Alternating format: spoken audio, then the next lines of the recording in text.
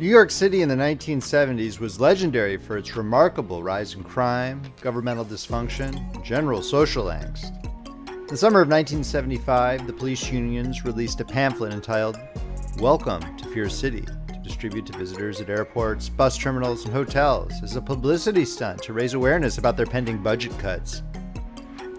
Although the practical tips in the pamphlet are quite useful and could certainly be applied today as crime is once again on the rise throughout major Western cities. The social anxiety felt in the 1970s in America's most important city is something that still captures the collective fear of the American psyche. Rampant arson in the Bronx, a serial killer on the loose in the summer of '77, and even a fiscal crisis so bad that garbage couldn't be collected. New York City would eventually be revitalized, and even some important cultural milestones came out of the malaise of the 1970s. The birth of punk rock at CBGBs in the Bowery and hip-hop in the Bronx, respectively.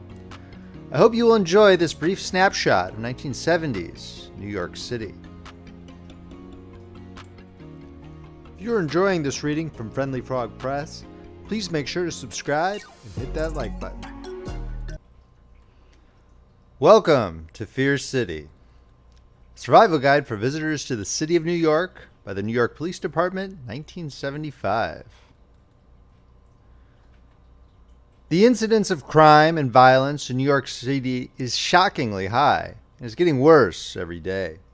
During the 4-month period ended April 30th, 1975, robberies were up 21%, aggravated assault was up 15%, larceny was up 22%, and burglary was up 19%.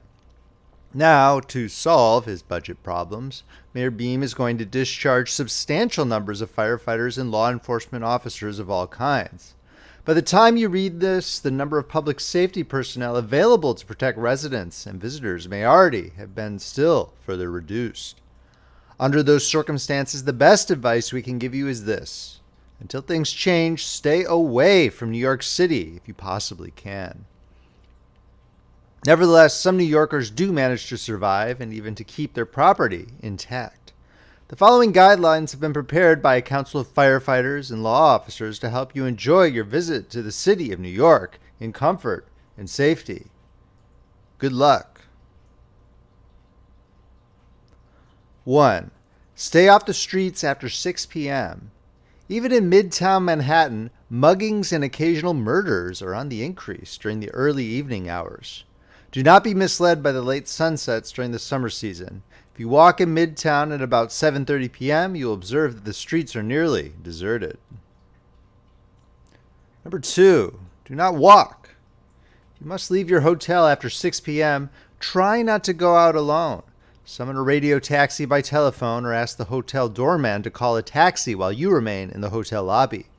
Follow the same procedure when leaving the restaurant, theater, or other location of your evening activity. 3. Avoid public transportation.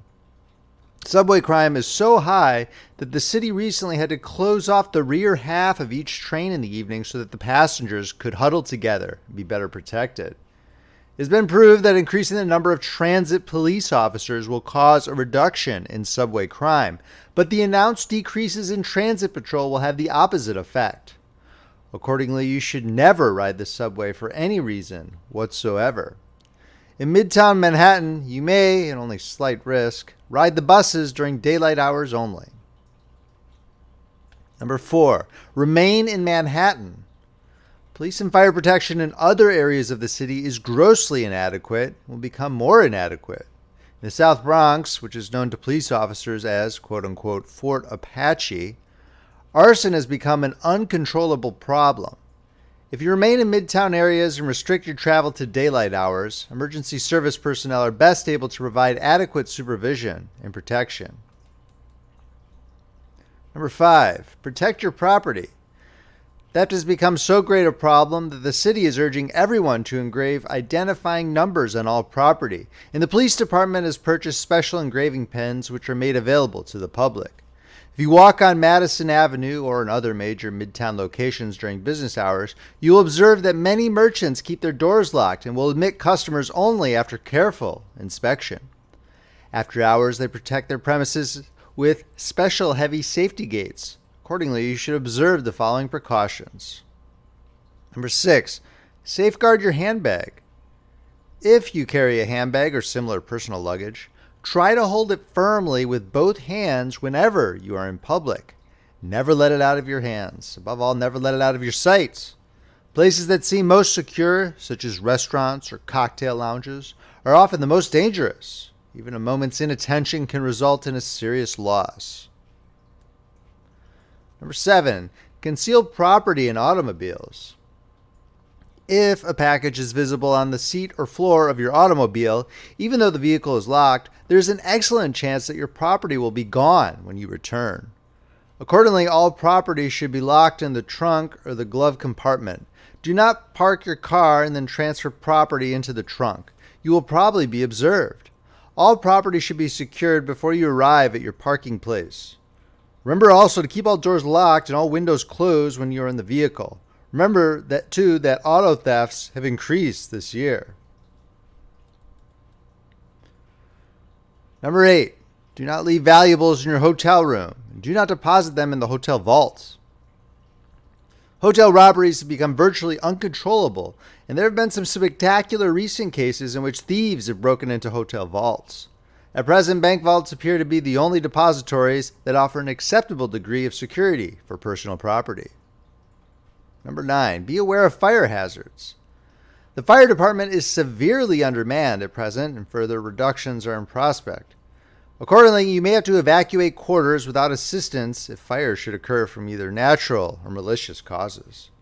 Try to avoid buildings that are not completely fireproof and familiarize yourself with exits and escape routes wherever you are. In hotels, try to obtain a room that is close by the fire stairs.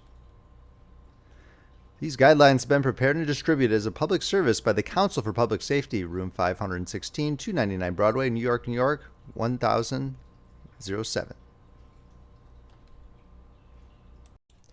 If you enjoyed this reading, please make sure to subscribe, hit that like button, and check out friendlyfrogpress.com, where you can see where our collection of ebooks, paperbacks, and audiobooks are available. Friendly Frog Press, where the classics come alive. This is Paul Beauheart, signing off.